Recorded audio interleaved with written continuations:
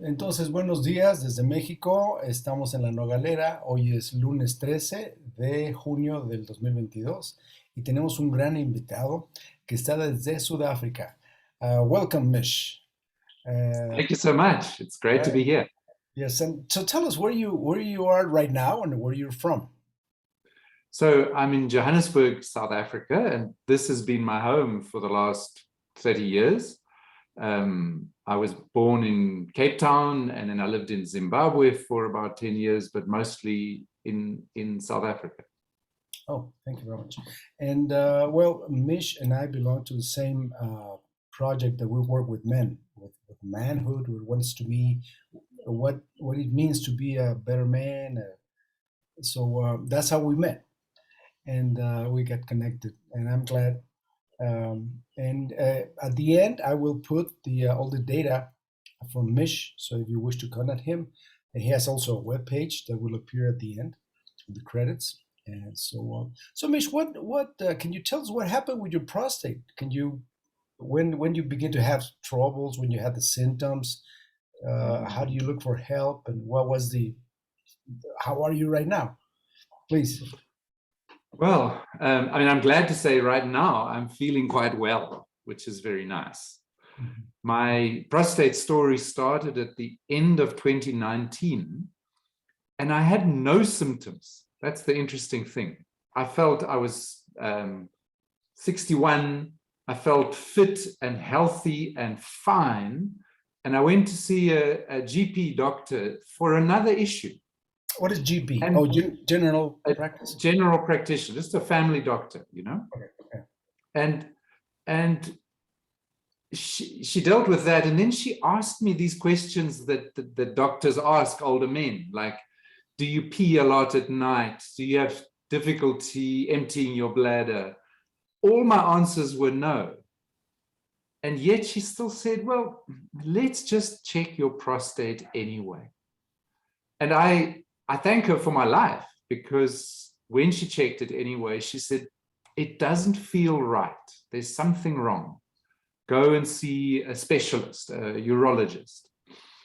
So within a few days, I went to see a specialist, and he did a scan, and he said, yeah, your prostate doesn't look right. And he sent me for an MRI scan, which confirmed. And then a biopsy, where they actually take a needle and take some of the tissue, and they confirmed there is cancer. So all that time I was like, this is a joke. It's not me. I'm healthy. I'm fine. But when the needle came out and said there's cancer, that was January 2020, I was shocked. But Misha, how this first lady, this lady doctor, uh, how did she came to this conclusion? Because this is very important. What did It's she very see? important, because she said, have you had the blood test, the PSA test? And I said, yes, probably it's a year since my last test. And she said, when did you last have the physical examination where they put the finger inside you? Mhm. And I said, normally I do it every year, but maybe it's a bit longer. So I was like, I'm not sure Yeah. if I remember. And I think that's when she went, let me check now. So she did. And She did. She checked you. she checked me. And if This is she great. had just used the blood test, I would probably be dying of cancer right now. Okay, Only the finger picked up the problem. that's My a great. PSA was fine. This is great information. Because It's very important. yeah, the previous interview, this man that is, yeah, well, I think I'm okay. I can't delay my test, and only blood, and some men are very reluctant for prejudice or whatever. So this is very important. Thank you, Mitch. So then you went to the specialist, and you have the what is it called with the needle? The It's called a biopsy. biopsy. Biopsy, yeah. Yes, okay. And So then it then he was became like, possible. then the voice changed. Up till then, it was like, well, we're exploring. Then when I went to see him, he said, you have cancer. You need to treat it. You don't have to do it tomorrow, but within a few weeks, you need to decide on your treatment. And how long from the doctor that till this point? How many months or weeks? It was November 2019 till January, so two and a half months. Oh, so you did focus on that. Good. Quite quickly. The thing that's interesting is that I then decided quite quickly to have the surgery, the walnut removed by surgery. Yeah. And just like I thought that I didn't know logically, it just felt like if you can cut it out, that would be nice. Just cut it out, take it away, take away the cancer. Yeah. The interesting thing is when they take the tissue that they remove, the part of your body that they remove, they examine it in the laboratory. And the result was that my cancer was about to emerge beyond my prostate at the time it was removed. So if I hadn't seen that lady and she hadn't stuck her finger up my bum and I hadn't responded and gone to the urologist and I hadn't had the surgery, like I say, I'd probably be sitting here now with like stage 4 cancer, dying. Oh, well, you were lucky and you did what you had to do. Yeah, Okay, very lucky. Yeah, so then they remove your prostate. And what have been the post-operational consequences or results in your life in general? I mean, the first thing was, it was amazing. I was so glad to be alive. Yes. I was so glad to have the cancer removed. And I had the robotic surgery where they just make tiny holes in your belly and they don't really cut you up. And I was amazed that like I could run 5 kilometers within like 3 weeks. Mm-hmm. So I was so grateful that my large scale body was fit and healthy and the cancer was gone. And I was relatively lucky with urine control. I didn't have to wear diapers. I leaked a bit, but it was summertime and I just sort of wore light clothes and had a few accidents, but nothing serious. Mm-hmm. But erectile function started off bad and got worse. So after 1 month, I was still hopeful. After 2 months, there was like nothing. Ouch. And that really bothered me. Like I enjoy my sex life and I wasn't counting on this ending at the age of 6. I was by then 62. And I didn't know it could get worse after this, within the next few months. But from about 2 months to about 12 or 14 months, there wasn't much there. And they gave me the prescription for the pills, the Viagra or Cialis.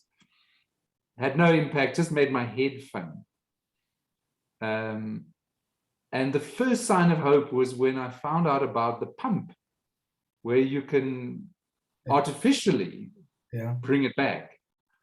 And I felt, like everyone, I felt this is stupid and it's not manly and blah, blah. But the health thing of keeping the tissue healthy, I understood the benefit of that. And so that is how I kind of kept it all alive for that first year. Oh, so you did for it. You went for it. Yeah. Oh, okay. Good. Difficult situation. That's one of the topics that scare me.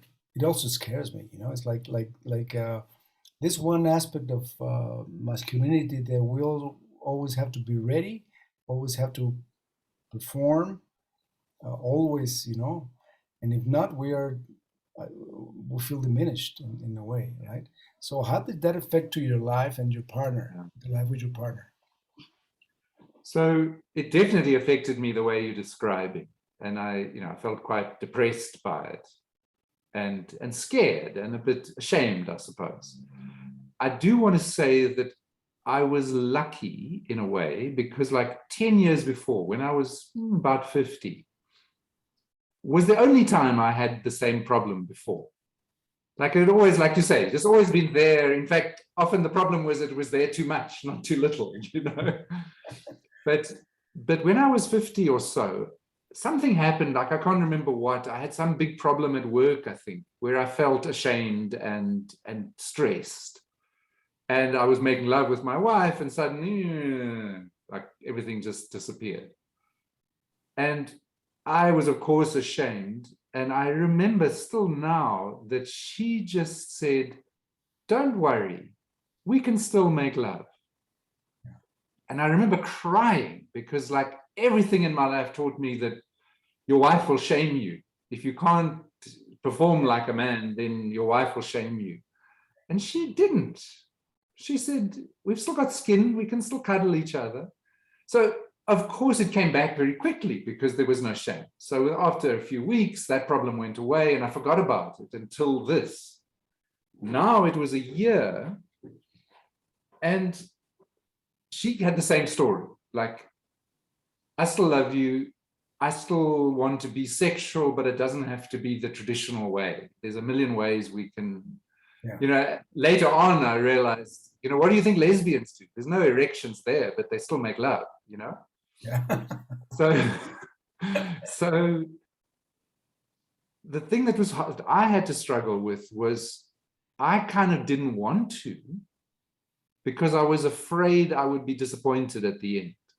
So like if we start cuddling and then it becomes more sexual, my body sort of expects to behave a certain way. And if there's no erection there, I can't do what I used to do. And so I started kind of going, oh, let's just talk. Let's not get too close.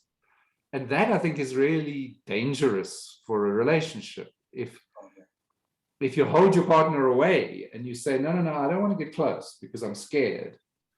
And I was definitely like that around about 4 months to 8 months.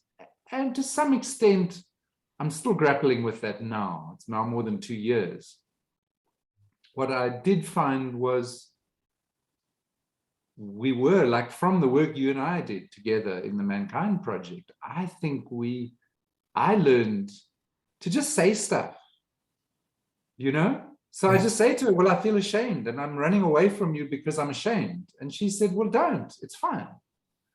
And, you know, over the months, we started to find a way to bring in this pump, for example. And she said, I'm used to that for birth control. I used to use those big diaphragms, you know, those rubber diaphragms that women use.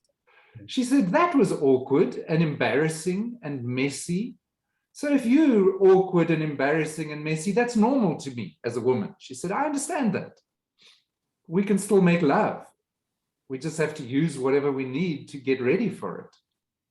So within less than a year, I'd got over like 80% of the fear.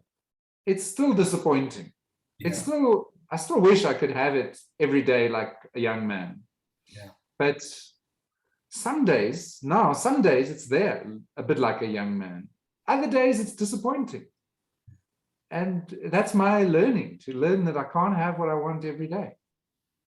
That's great news. That's a beautiful, wonderful story. My respect to you and to your wife.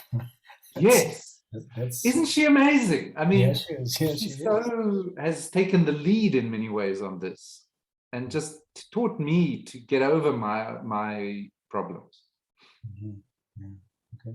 So, and then now, please talk a little bit about what you've done. I understand you have a web page that you do what we're doing here in Mexico, correct? Like you're trying to help men? Yes. So after a year, when I realized about the shame and I was beginning to recover from the shame, I was like, if only I could have talked to someone like you at the time. Why isn't anybody talking? Why isn't anybody talking? Oh, I better start talking. So it started off me just telling my story the way I'm telling you, but online, typing. And then I found other people like you and I got them to tell their stories. So now there's different stories. And then my wife told her story. So now there's different couples, men and their partners, gay and straight, telling their stories. And that's at this website called Recovering Man. And then we realized that we still need to talk. It's not just writing. We need to talk like you and I are talking. And everybody said, don't do it, don't do it. It's too much responsibility and men don't talk. But because of my experience in the Mankind Project, I thought, well, let's just try. So I added a section to my website saying conversations, live conversations, support group. And people came. And now once a month, roughly, we have a global English-speaking conversation for men anywhere in the world and their partners who are struggling with prostate cancer and erectile dysfunction and other sort of sexual health issues. Oh, that's wonderful. That's wonderful, Mish. I think, and what kind of it's just like hearing each other, or they want answers, or then are they doctors that come in? How is that? There are quite a few people who do it with experts. I think you even said you've done that as well. Yes. I think that's fabulous and really important. But I could find other people doing that. I didn't know about you, but I found other people doing that. So I chose to go the circle of equals kind of route rather than the expert route. Yeah. I haven't said we'll never get experts, but for now, we've been going 1 year. And each time we meet, we just sit, there's no expert in the room. We're on Zoom, 15, 20 people, and we have a topic. And it might be a very edgy topic about sex, or it might be a very general topic about how we tell our friends, or it might be any topic. And we check in, everyone shares how they are right now, where they've got to in their journey. And then we break into small groups and we discuss the topic very openly because no one's watching, right? And men do actually talk if you create a safe space. And then we report back at the end. Yeah, that's what you and I learned in the Mankind Project, which I'm grateful for. Creating a safe space, holding a space, and then speak from your heart. You're safe here. Yeah, and that's a great thing that you did, and we're trying to do here, Mish. Yeah. So so is there anything else you want to add? Because this is I'm going to upload this interview in the page.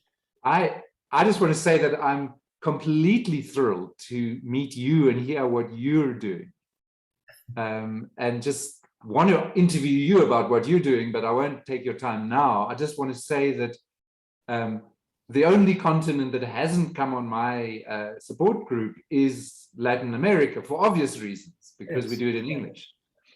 It's so lovely to know there's somebody doing it in Spanish and covering that area. And I just want to thank you for what you do, and feel like brothers together doing this around the world. Yes, Mish, I feel very connected. I mean, I heard of you, but now I feel very connected to this, and thank you to the Mankind Project that brought us together here. And I think a lot of men in Mexico and Latin America are going to be receive the benefit of hearing a man like you talking about very directly, very sincere, your heart, and they will, life goes on, and love, and care for each other. Love goes on. I don't know how you say it in Spanish, but in English we talk about love making is like almost like a polite word for sex. Yes. Now, to me, that's important because the word making involves you do something. So for me as a man, that's how I explain it. Like I have to do something. I have to get a pump. I have to get a ring. I have to maybe take a pill. I have to do something. And I have to adapt myself to be able to find a way to make love with the new body that I have now. That's true. It's the same. We use the same word, hacer el amor. It's the same. We need something that bonds the two words. It's make and love. Hacer el amor. And I agree with you. It's do. It's not like dream of love or enjoy love. No, it's make. Right, make love. Yeah. So I've been really reflecting on that part of what it is to be born a man is that our sexual function is very automatic. Yeah. And in many ways, the first time we find it, it's shocking because it's so automatic. Like it's embarrassing because you're just sitting there as a boy and suddenly there's this thing in your pants, you know, Yeah. that we have to sort of relearn that it doesn't always stay automatic. But that doesn't mean we can't still make it. Yes. It's just shocking that it's not automatic. But once my mind is over that shock, it's like, well, that's fine. As a man, I make other things. As a man, I make an effort to do other things that are not automatic. So why shouldn't I do the same with this? Yeah, you know, Mish, I think you're right. You hit the nail, because I interview a psychologist here in Mexico, a woman, a friend of mine, and she said, "Well, you know, you just had to be a little creative, you know, get creative, and you know, we can enjoy. If we had to make I forgot the word in English. When you lose something and you mourn about it, it's like a Yes. process. The mourning of, you know, Yes. this is gone. Okay, so now what are we going to do next, right? Yeah. But life goes on, and That was a big step for me, and I've written about it in my blog. When I had a coach who helped me to do exactly that, to mourn for what I had lost. yes, And that made space for me then to, like your psychologist said, to be inventive and create something new. yeah, that's it. And what do you think about this part of, if I don't have erection, I'm not worth. I have any worth as a man, and that's from the toxic masculinity, right? I Because think so. right. So it's something very. Women are not uptight. I mean, Well, I found. I have, you know, one of the groups that I belonged, you know, that I joined in looking for support had a lot of women, many of whom struggling with breast cancer. Oh, yeah. And I think they're struggling with some of the same things. Like their breasts are even less central to reproduction than our prostates. Like without a prostate, we really can't have children. Yeah. Without breasts, you can still have children. But women also say, I don't feel like a woman without my breasts. Yes. So there's something about it's just part of our makeup as human beings to well, I say, and like you said, to miss that, to need to mourn it. If it's taken away, you need to mourn it. But it doesn't mean you can't be a man. Yeah. And not only is, I mean, my whole saying has always been, my sexuality is more than my erections. So I can still be sexual even if I don't have an erection. My libido, my love of life, is more than my sexuality. Yes. And my manhood is more than my libido. There are many things that make me a man, and sex is only one of them. Yeah, I agree with you 100%, and I'm so glad that we belong to this project, because this is probably the same kind of language that talking to men like this, it was impossible in the past for me. No. You know? No, me too. Yeah. Me too. So, well, Mish, thank you very much for your time, and Thank you. I hope other men, non-Spanish speaking, will contact you. And I hope that men on your world that speak Spanish would contact us, and just cross-pollination among men, healthy men. Thank you so much. I will definitely get your details and put them on my website. Thank you very much, Mish. Thank you.